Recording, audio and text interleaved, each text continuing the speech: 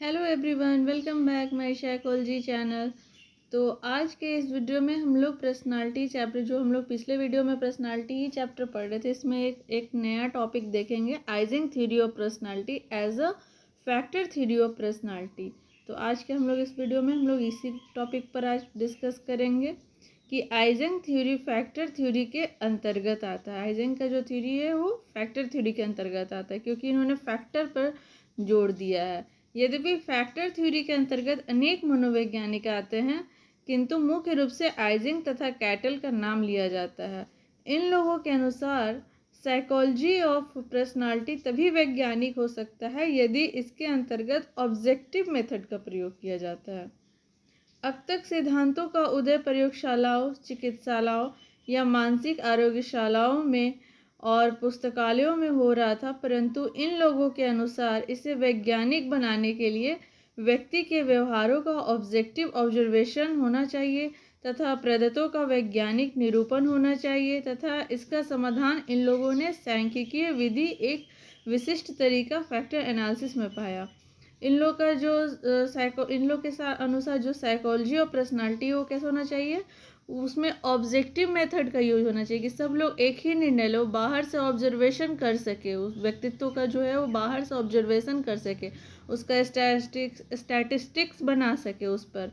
और उसके लिए वो लोग सांख्यिकीय विधि का एक विशिष्ट तरीका निकाला, जिसे फैक्टर एनालिसिस के रूप में पाया, जिसका प्रतिपादन स्पीयरमैन ने किया था। एजे आइजिंग का जन्म 1916 में जर्मन में हुआ था। 1534 में ये जर्मन छोड़कर इंग्लैंड चले आए और द्वितीय विश्व युद्ध में हॉस्पिटल में कार्य करते रहे। बाद में रह चलकर वहाँ के डायरेक्टर हो गए और इनकी कृतियाँ टेक्निकल जर्नल में हम लोग के सामने आई। और इन्होंने 3 पुस्तकें दी हैं। पहला डायमेंशन ऑफ पर्सनालिटी, दूसरा स्टडी ऑफ पर्सनालिटी, तीसरा द स्ट्रक्चर ऑफ पर्सनालिटी। इनकी ये 3 प्रमुख पुस्तकें हैं, विशेष रूप से उल्लेखनीय हैं, जिन्होंने व्यक्तित्व का विवेचन किया है। आइजिंग की कुछ प्रमुख कृति स्पीयरमैन से प्रभावित हुई। आइजिंग का जो कृति है वो कुछ स्पीयरमैन भी इंटेलिजेंस के 2 फैक्टर दिए थे, फैक्टर पे जोड़ दिए थे, और आइजिंग ने भी फैक्टर एनालिसिस पे ही जोड़ दिया है। लेकिन जैसा कि वो स्वयं कहते कि उनकी कृति स्पीयरमैन जैसी नहीं, थर्स्टन से प्रभावित हुई, और सैद्धांतिक पक्ष जो है उनका जुंग, कार्विन, क्रेपलिन और क्रेसमर से प्रभावित हुआ है। तो व्यक्तित्व की परिभाषा में वह कॉन्स्टिट्यूशनल फैक्टर पर जोड़ देते हैं, वो उसकी व्यक्तित्व की संरचनाओं पर जोड़ देते हैं कि कौन कौन से संरचना से मिलकर व्यक्तित्व का निर्धारण हुआ, वो आइजिंग ने कॉन्स्टिट्यूशनल फैक्टर पर जोड़ दिया है। तो आइजिंग के व्यक्तित्व अध्ययन में ट्रेट एंड टाइप का बड़ा प्रभाव स्थान रहा है। उन्होंने ट्रेट और टाइप पर सब लोगों ने ट्रेट, किसी ने ट्रेट पर बल दिया है, किसी ने टाइप पर बल दिया, लेकिन इन्होंने दोनों का स्थान लेकर चले, दोनों के बारे में बताया कि दोनों का स्थान प्रमुख होता है। ये ट्रेट को ऑब्जर्व कंसिस्टेंसी में इन बिहेवियर तथा टाइप को कलेक्शन ऑफ ट्रेट्स के रूप में परिभाषित किए हैं। इस प्रकार आइजिंग के अनुसार टाइप एक विस्तृत पद है जिसके अंतर्गत अनेक ट्रेट्स चले आते हैं। टाइप्स क्या हुआ, बहुत सारा ट्रेट्स के मतलब बहुत सारे ट्रेट्स मिलता है तो क्या बनता है, एक टाइप बनता है।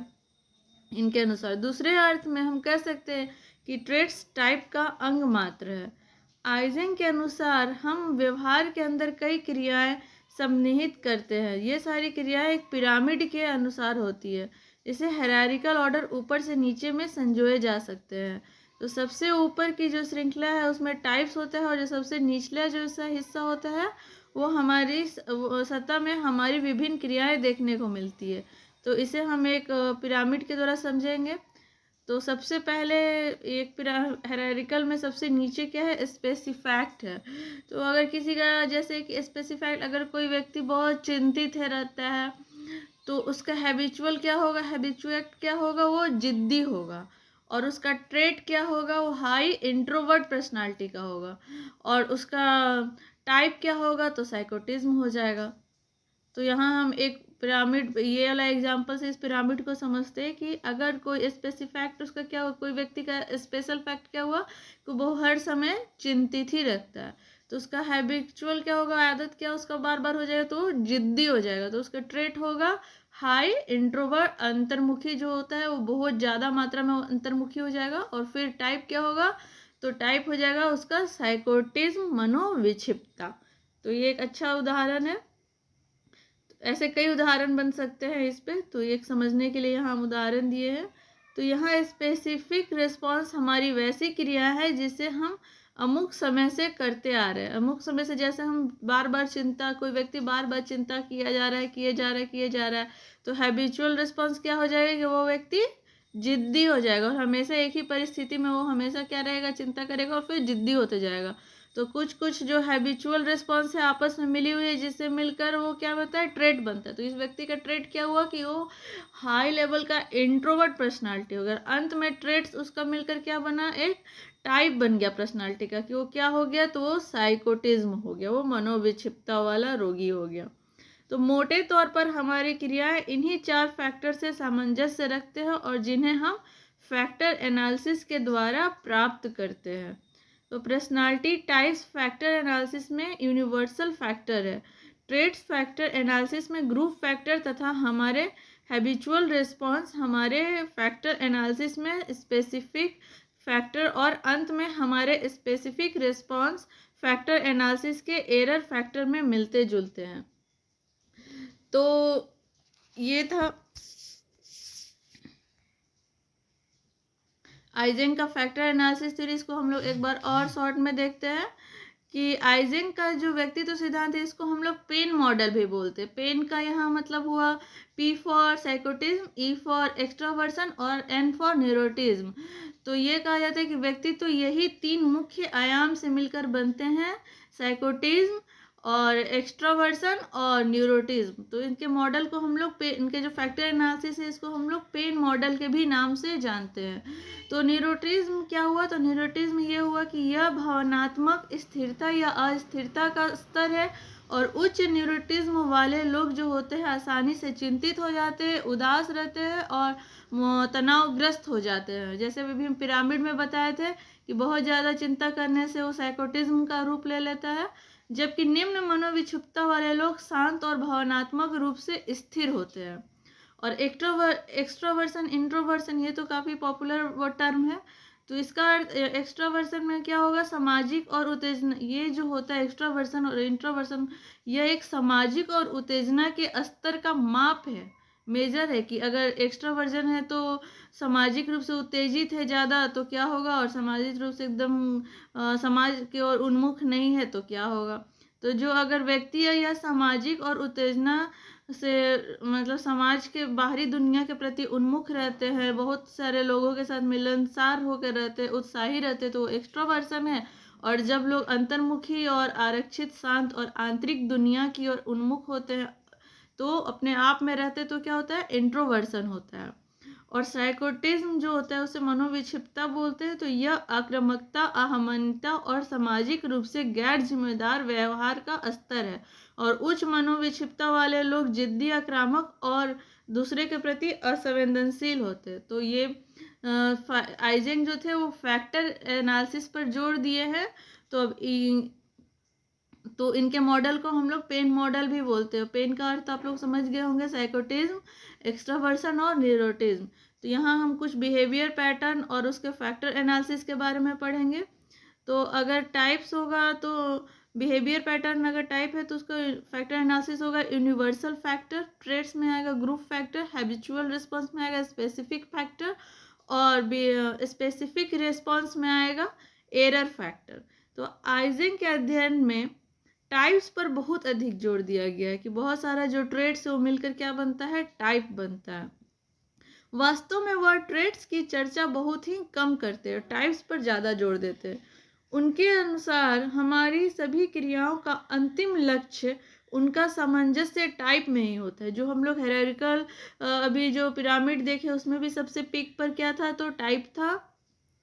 शायद इसलिए आइजेंक के व्यक्तित्व के अध्ययन को टाइप साइकोलॉजी भी कह सकते हो। टाइप पर बहुत ज़्यादा जोर दिए तो उनके साइकोलॉजी को टाइप साइकोलॉजी भी कह सकते हैं। परंतु इनका टाइप साइकोलॉजी जुंग की तरह सैद्धांतिक नहीं है। ये अपने एम्पिरिकल स्टडी के आधार पर मतलब अनुभाविक स्टडी के आधार पर पर्सनालिटी के टाइप की चर्चा करते हैं। आइजिंग ने 10,000 सामान्य तथा विकृत व्यक्तित्व के डाटा पर फैक्टर एनालिसिस कर 2 पर्सनालिटी टाइप को बताया। पहला एक्सट्रोवर्सन इंट्रोवर्सन और दूसरा न्यूरोटिज्म और स्टेबल, जैसे कि अभी बताया पेन मॉडल में।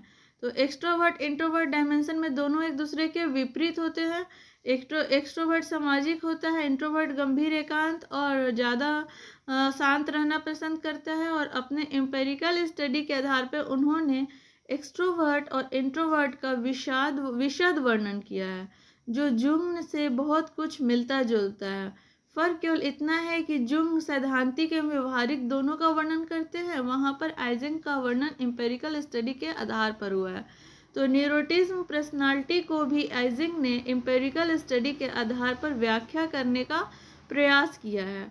यह भी एक डायमेंशन है जिसके आधार पर छोर न्यूरोटिज्म तथा दूसरे छोर पर स्टेबल पर्सनालिटी है। बाद के अध्ययनों में आइजिंग ने एक और पर्सनालिटी डायमेंशन की चर्चा की है, जिसे psychotic normal personality dimension psychotic normal का है।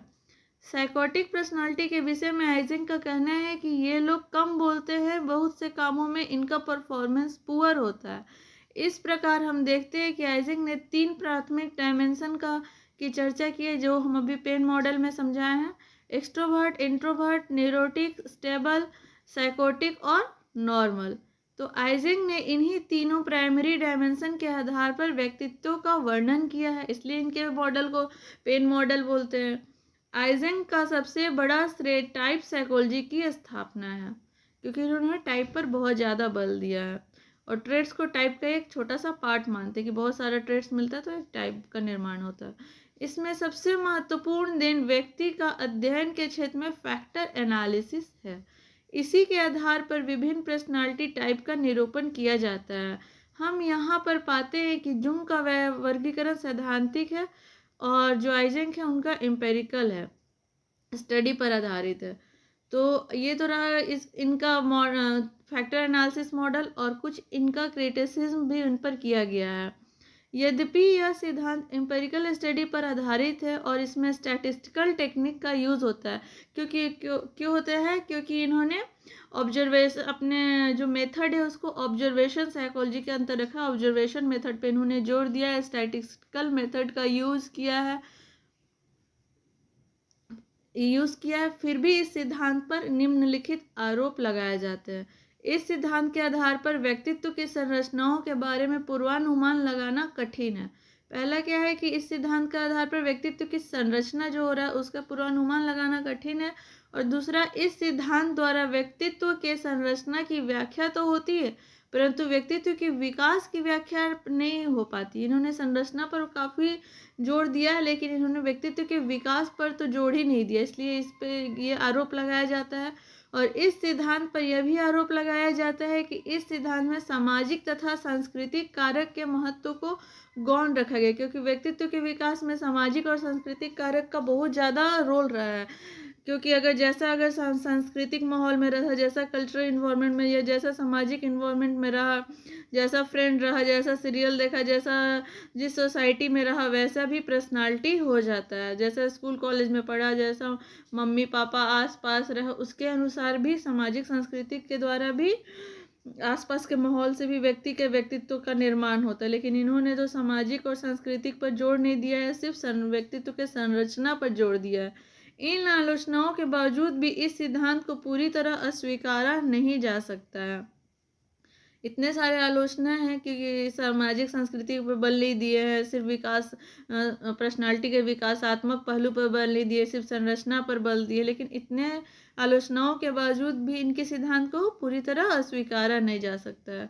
तो संक्षेप में आइजिंग का व्यक्तित्व सिद्धांत बताता है कि व्यक्तित्व की 3 मुख्य आयाम है: जैविक कारक, कंडीशनिंग और व्यक्तित्व के प्रकार से ये प्रभावित होते हैं।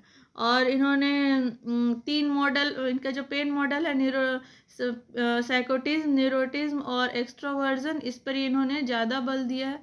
तो ये काफ़ी इम्पॉर्टेंट थ्योरी है, factor analysis theory of personality, जो कि एग्ज़ाम में पूछता है। तो आप लोग इसको पढ़िए और समझिए।